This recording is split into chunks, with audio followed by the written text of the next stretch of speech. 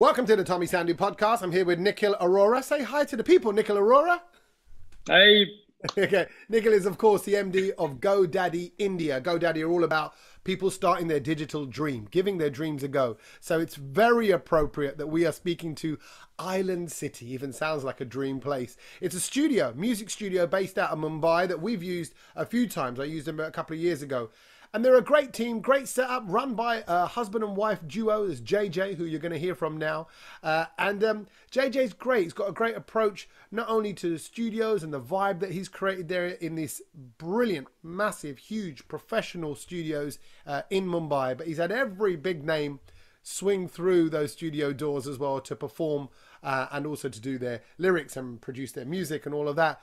But it was just interesting because I wanted to talk to him on a business setup, because here it is, Nikhil, creativity and business going hand in hand, and it was quite insightful, some of the things he touched upon, don't you think?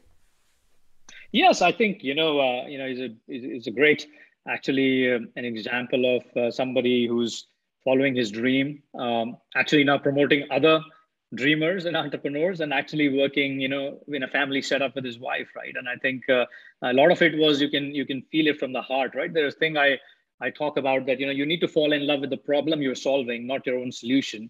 And I think this is with the conversation with him is really about, yeah, he's in love with the problem he's trying to solve. The solutions that keep changing, they keep changing.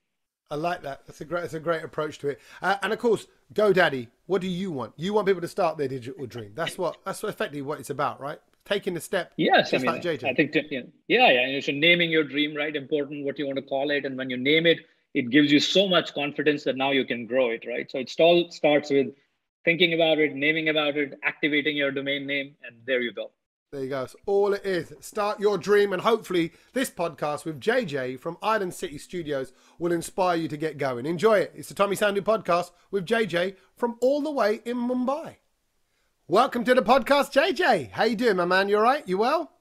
I'm doing good. I'm doing good. Yeah, and I love all that. Do you have musical instruments everywhere around your house? Is that what it is? As I'm looking at your setup there, Yeah. full on piano. There's guitars on the wall. I mean, people normally hang pictures.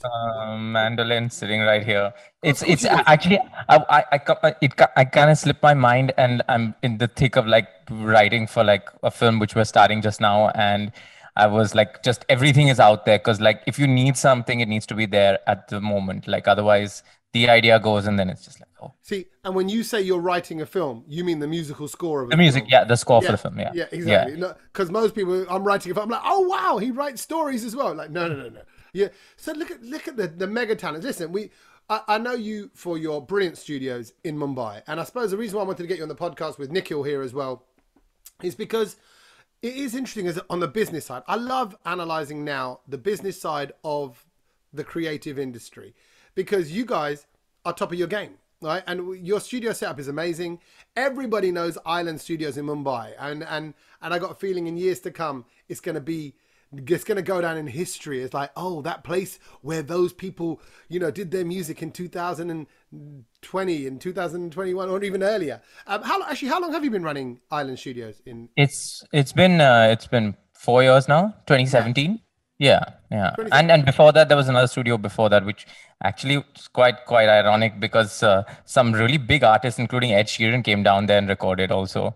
Yeah. In the old studios. In the old studio, yeah, which was basically it was the beginning of Island City. Let's put it that way. Right. So why is Ed Sheeran using Island Studios' early stage studio in Mumbai? I mean, how does Ed hear about that, or how does that come He was about? here for a gig. He had to dub some vocals. He was staying close by. He said, "I'm coming in," and that's how it happened. See that's Basically, that's interesting, because you imagine here he is with access to studios all around the world. As I remember once I bumped into JK from Jamiroquai in Miami, because he was over there just recording strings, because that was where the best strings were. And imagine with someone like Ed, he could go anywhere in the world, but he came to JJ's Island Studios in Mumbai to dub his vocals. I mean, look, that's us. I mean, you got some quality names coming through, and I know you've worked with lots of big names, but we've just now come out of this terrible, horrible pandemic period, and businesses have been suffering. But a lot of musicians, when you hear about them, say, "Oh, what did you do during pandemic?" They all go, "We just went into the studio." So have you been busy because of that?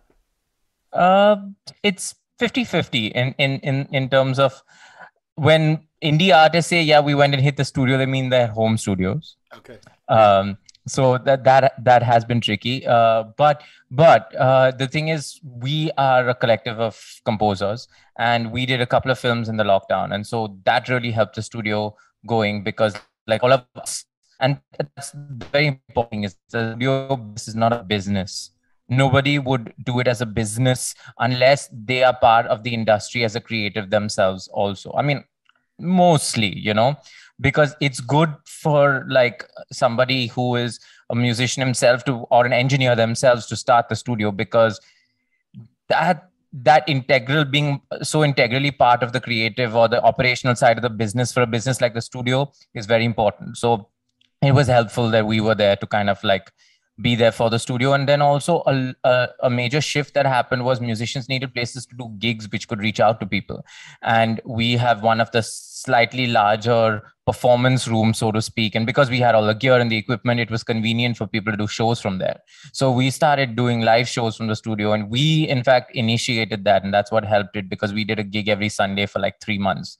And I think that's what kind of showed people that, okay, that's possible and that can be entertaining, let's put it that way. And so, I mean, it's not like we started live streaming by any means. It was just another means to get work going, and keep the business running.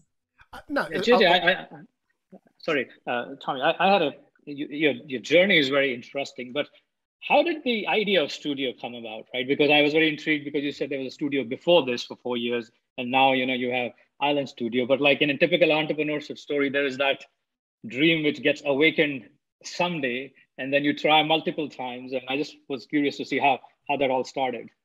It's part of that, actually. It was a dream. So I'm a drummer. So obviously banging in my living room was how I started. But then obviously there were limitations to when I could like make noise, let's put it that way. So it started off as a dream, as I want a room to practice. And that turned into a place for the band that I would play with to practice. And then that turned into when we as a band were looking for places to set up a rehearsal space. The landlord of that area, it was a bunch of warehouses, walked us into a slightly larger, well, we were looking for 300 square feet. He walked us into a 1,000 square foot room. And he said, why don't you just look at it? And then we all looked at it, and being these dreamy-eyed little band boys were like, okay, you know what? Let's start a studio. Woo. And that's how the first studio happened as a group of people. But there was always this notion inside that was there, that dream. Even as an entrepreneur, it was there to have a space. Because I remember when I was thinking about this 200 square foot room to practice drums, I'll never forget. And I was in this room actually at that point in time. I'm at home just now. This wasn't my studio room at home. But I remember thinking to myself that it would be really awesome if I had like 1,000 square foot studio space where like there's a big room to record drums. Obviously now Island City's even bigger than that, 2 rooms with a post facility next door. So it was a progression. It wasn't a moment where I was like, okay, now it's going to happen. It's happened. But there was always that dream. But what a natural kind of business plan as well, Nikhil. I was going to say that JJ's kind of got set up by saying, well, we're musicians, we want it, but I don't know whether this is your entrepreneurial spirit, your Desi Indian business mind spirit kind of coming, but you were like, hang on a minute, it's not enough that just we use it. We then got to rent that space out. We then got to have secondary rooms and jobs ongoing, kind of bringing in an income as well as, I mean, that's straight away. That's someone who's got a business plan to and a shape to what they're doing. But you're not businessmen. You're a drummer. You're so where does that come from then, JJ? I don't know. I really don't know. I mean, the business comes from the fact that this shit has to continue. Like it has to happen. We gotta, we need the space, and if we need to make the space survive, there needs to be some amount of thought behind it. And there needs to be some plan behind it. And so that's where it came from. Yes, obviously did strategize, did speak to people who've been in the business for a while. Being myself, not really being in the business, but being in the music industry for a while, also knew people, and that was kind of like okay, so here is my network of people. I do have the funds and the ability to put up a place like this. So why not? Yeah. Yeah, and Swami, when I'm just hearing to JJ, right? It sounds like actually he didn't think of it like a business, right? It was a dream, and there was a product, and he's making his people count, right? Because it's like, which kind of team or people do I need around me to make it happen? And I think then it formulates into a business, like a wonderful entrepreneurial story. Yeah, I don't know. I hear desperation. This better work. This has got to work. We have no choice. There is no plan B. At all. There were lots of points of desperation. I'll admit it was not. Anyway. You don't know. No, but see, but that's the reality. No, you don't have to shy away from that, because this is it. I think when people, even like myself, will kind of go, wow, look at this. You know, I come to Island Studios, I hear the name, I hear that's the studio to use. I get there, I see the professional setup you've got, I see the rooms you've got, I see the team that you've got, the desk, the equipment, the space. God's sake, you got space in Mumbai. Hello, nobody has that, you know. So all of those things, I'm like, this is incredible. You know, these guys are doing something right, but I'm sure there were, you know, lots of hoops to jump through. No, a lot of hoops. I mean, Bombay city in the first place is not an easy place to set up a business, and there's like lots of issues. I mean, it took a year for us because there were issues. We had to build stuff. We had to build walls basically, and then there's a building proposal department, and people stop you, and then I, in my righteous Parsi sense, went, I have to do it the right way, you know, get all the real proper things. And so all of that took a lot of time. And there was a point in time where Island City Studios would not have existed. There was a good 3-4 months where I was like, yes, no, whether it's worth waiting, after, even if I wait, whether that investment will pull through, you know. I mean, the point of taking from the old space and coming to the new space was so to do a smooth transition so that momentum wasn't lost and things like that. And a year is a lot of time in any business. You know, a month is a lot of time, 2 months is a lot of time, but like a year. So I really thought, okay, this is the end of it, but pushed through, got it done, and here we are. So yeah, it's a very important lesson to anybody who's listening. And I watched this. The guy who started what's the Patreon? He's got a YouTube video about failure, and he talks about like 10-15 years of failure in the music industry and this, that, etc., and how he fought through it and finally reached a point where he was comfortable in life with what he was doing and managed to make a success. See, I just want to, again, Nikhil, I know you're going to add to this as well. The more I talk to about, you know, people like yourselves, successful business people, or you hear different sides of it, and this is all very new to me, weirdly, because I'm a creative. I wanted to stay on the creative side, and I've been shielded a lot of my career because producers and exec producers will take on the brunt of the nuts and bolts, what I call the work part, all the business side behind it, or the mindset behind it. You realize now there's no real set way of doing things. You've just found a way to make it work. This isn't like JJ went to the School of Business, studied business plans, worked out a way to make it happen. You have just done it step by step, stage by stage, and taken every little obstacle as it comes. Am I right? I'm saying there's no meaning. There's no and I suppose and Nikhil as well. I'm like, because I'm just thinking about your average kind of business person setting it up right, setting their thing up today. Who's going, I don't know business plans. I don't know 5-year projections. What do I do? Actually, in that one, I think the way I'm hearing JJ too, I don't know, you know, you actually need 100% plan before you start a business. Like in his case, the way I'm interpreting JJ, and correct me if I'm wrong, right? It's like your dream was right. Your passion was there. You had the right people. You knew where you wanted to get to, but there was no set, hey, this is the formula or this is the playbook I need to go by. And it seemed like that kept changing a lot, right? And that's probably one of the biggest success factor. If you're not set on, you know, the playbook, but you're set on what you want to achieve, right? Then you don't put that much pressure on yourself. Yeah, it's the goal. I think that's what's the ultimate, and the focus with which you move towards it. Because if you can't adapt to any situation, then you're screwed. Honestly, like, I mean, especially in today's day and age where everything's changing like this. You gotta adapt. Okay. How did you come up with the name, by the way? There's a lot of, you know, because coming from GoDaddy, we sell domains, and every time, you know, there's so much Who are about I the spent a name? lot of time on that website, by the way, looking for names, I must say. So Island City Studios is the name of the, so yeah, I wanted to keep the old name, which was Cotton Press Studio, which was the old studio.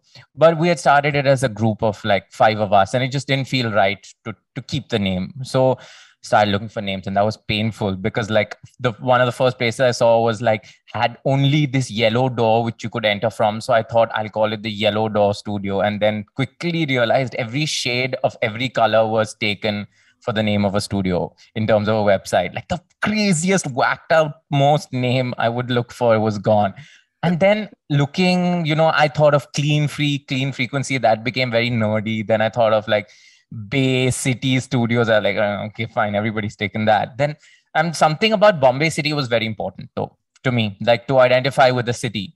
I've been born and brought up here, and never aspired to go anywhere else because I love the city. So I had to identify with that, and Island City just seemed to be that. I mean, although there's not an inch of island life in Bombay I was City. gonna say when you said hold on, I was going, where's the link going here? Because he's like, I had to find something that links with Mumbai, and I'm like, island, or is it the city part? So all that Mumbai, is it that Mumbai feels like an island separate from everywhere else? Is that what it was? I don't know. There was some metaphorical reason. I mean, it's an island. It is an island. So it's Island City, but right. I mean, obviously it's a city, and I mean, it's got that energy of a city. I mean, obviously, undeniably, it's got the energy of a city. So Island City Studios was the thing about like having a creative energy. You want some amount of relaxedness. You don't want it to be like so like City Studios kind of felt little like too much. And Bombay is an island, so technically I'm not wrong. Okay. So you can just, it can pass for that. But talking about I quite like the island element of the fact that you're going it alone now. We are an island. We are standalone from that team of 5 people. We are now this force, and the we, of course, is you and your other half, who you're working with your missus. My missus is working in the other room right now. That can cause problems. She has a separate job, doing separate things, working for a different company altogether, and yet we can still clash work-wise somehow. How have you made this work? What is the key, not only to a successful relationship, but yet to turn that relationship into a working one as well? Like you said, desperation. We did not have the funds to hire anybody.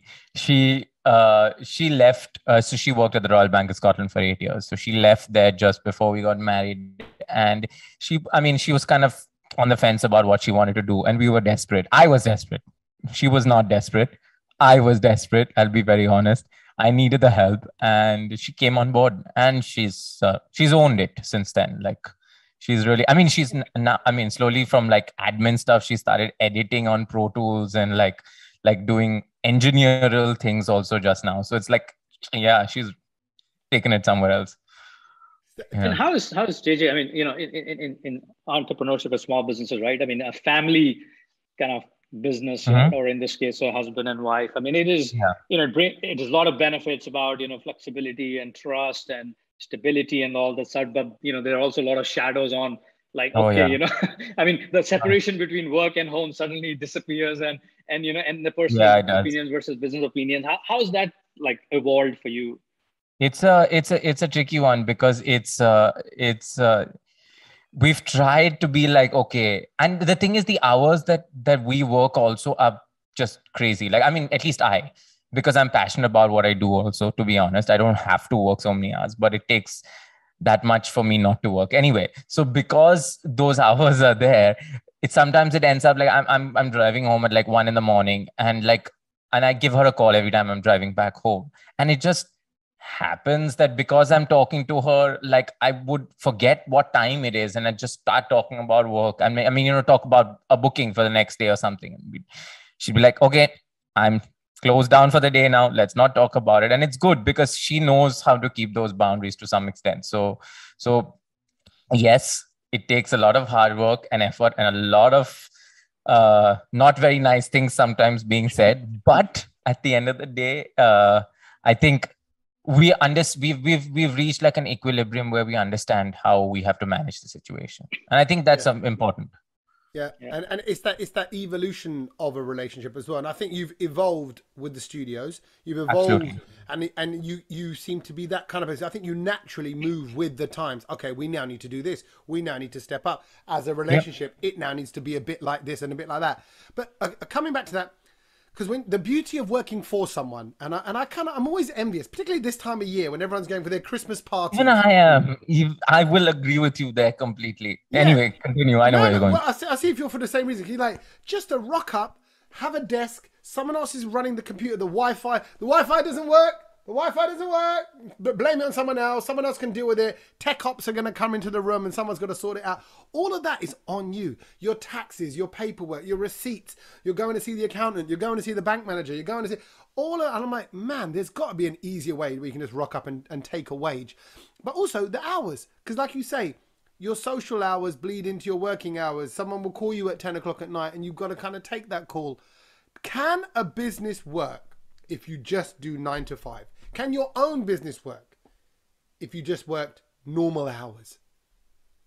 Not. Are you asking me that question? Yeah, well, actually, I'll ask both of you. Let's start with you, though, Yeah. JJ.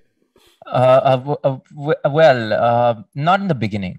I wouldn't say in the beginning. We would like to push towards that direction, but unfortunately, I mean, the studio is just the way it is. I mean, we got to take bookings as many of the hours of the day that we can to make the margins, to make things work, to be able to pay rent at the end of the day. So work Sundays, work across, like work on the first of the month, work on Christmas. I mean, actually, no, luckily we've taken Christmas off every year, which is good. But yeah, so that happens. Yeah. Nikhil, can you? Yeah, I'm sure you can't. You I can't. think.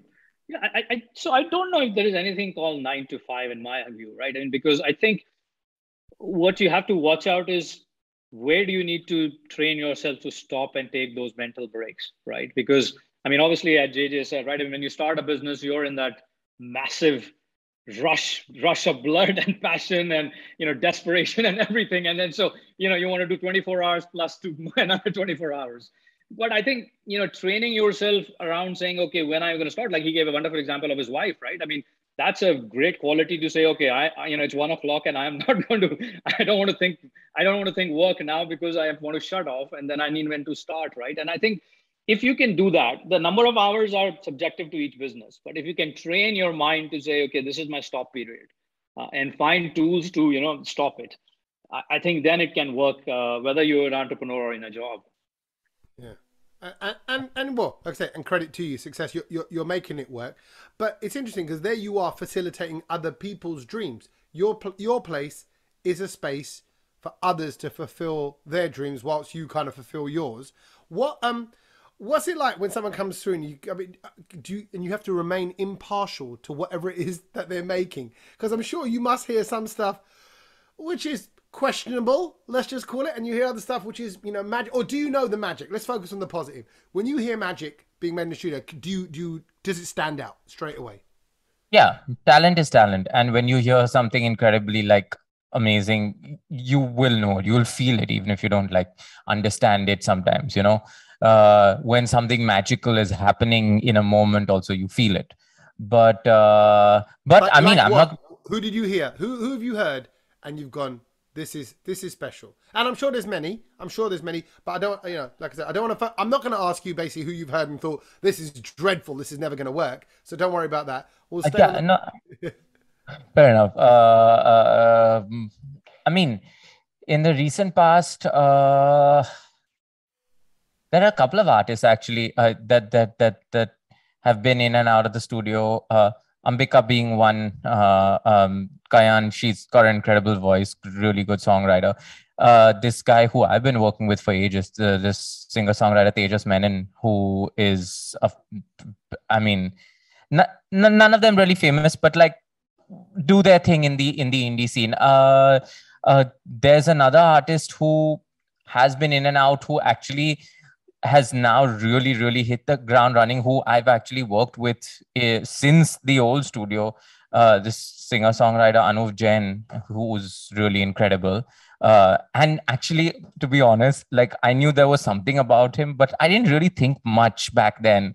And then, sometimes and I'll be honest about this also. Sometimes, and that's why I said you don't realize where the magic is, but you feel something about it, and then it maybe a year, maybe 2 years later, when you look back on it, because you're so immersed in that moment sometimes that it becomes difficult to really sort of absorb exactly what the importance of it is. So Anuv would be one of the artists who I've seen. Tejas would be another artist that I've seen really come into his own. Ambika would be another artist that I've seen come into her own. There were Taba, fabulous uh, singer-songwriter again himself. So, I mean, there's like a butt ton of them that have come in and out. Raghav Miatal, who was the first artist to record at the studio, actually. And I remember sitting in there and listening to the songs and thinking, and I think that was his first album that he was releasing. He was already kind of popular, but like I hadn't really heard the music. So there's a lot of artists. And it's nice you're focusing on independent. You said a lot of independent artists there. I mean, the Bollywood stuff, it's just, sometimes I feel like, okay, wait 1 second. There are a couple of artists that I've heard who are really, really incredible. Shalmali, she is incredible. And the hard, Kolgade, yeah. She's incredible. I mean, I had an opportunity to play with her on her Marathi stuff so they came for 3 days, they recorded. So I mean, she's an entrepreneur herself. Like, she's incredible, the kind of stuff that she does. It's just everything and anything that you can imagine. Like, I mean, normally playback singers in Bollywood are just like playback singers and that's all they do. But she pushes. She composed the music for a Marathi film recently. She composed the music. It wasn't like she just sang on it, and she got other singers to sing on it, actually, not just her. So we did 3 days of recording all 3 of those songs, did live arrangements with horns and things like that at the studio, and she shot it. And just the magic of watching her like go from like R&B and soul English stuff that she's written, which was her own independent stuff, which she really believes in, going to like composing for like a Marathi film, to coming in and doing like playback singing for like Bollywood films, that's the kind of magic. Or Benny Dayal came and did a version of a supremely popular song, Lamborghini. And he came in with his entire band and they did like kind of like a Scary Pockets version with like a Brother V in there and Jonita singing.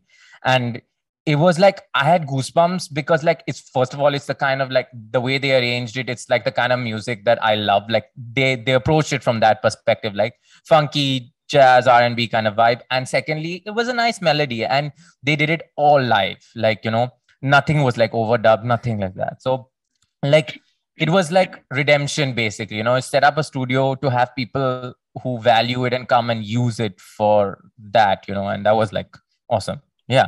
So those were magical moments, not just artists. I mean, because Bollywood, they have established artists. Nikhil, were you going to chip in with something? I thought. No, and I think the thing I really picked up from JJ Buzz, which is very applicable to any business. He talked about feeling, right? He said that some of the artists before who came in, he didn't quite know that they would be magical, but they some feeling about it, right? It's a power of intuition, and I think a lot of times people underestimate the power of intuition and overestimate the power of data, especially in nowadays world, right? And I think intuition and feel goes a long way, whether you're kind of looking for your business pulse or your people and so on, right? And so that's what I would say is the biggest takeaway, which I interpreted from him. Great. Okay, well, we'll go with our gut instinct from now on then. Just wing it. We'll wing it all the way. Thank you, JJ. Thank you for your time. Nikhil as well. Pleasure as always. Keep smashing it, JJ, and we'll come and see you real soon in Mumbai. And anytime you wanna come swing by London, you let us know. All right? 100%. All right, deal. Right. Thank you very much, guys. Thank you. See you guys. Wait. Before you go, I need to ask you to make sure you have hit the subscribe button and you are listening to these podcasts regularly. So if they're on YouTube, you're watching this now, lucky you get to see my face as well as hear the voice. Please do hit the bell button and hit the subscribe thing and get involved with the whole channel so you can stay up to date with what's going on. It really does make a difference for us. We then know where our subscribers are, the kind of episodes you're listening to, and then I can give you more of that kind of stuff, more of the good stuff. You want more good stuff? Hit subscribe, to this podcast right now and follow us on social media. We're on Instagram, we're on Facebook, we're on Twitter.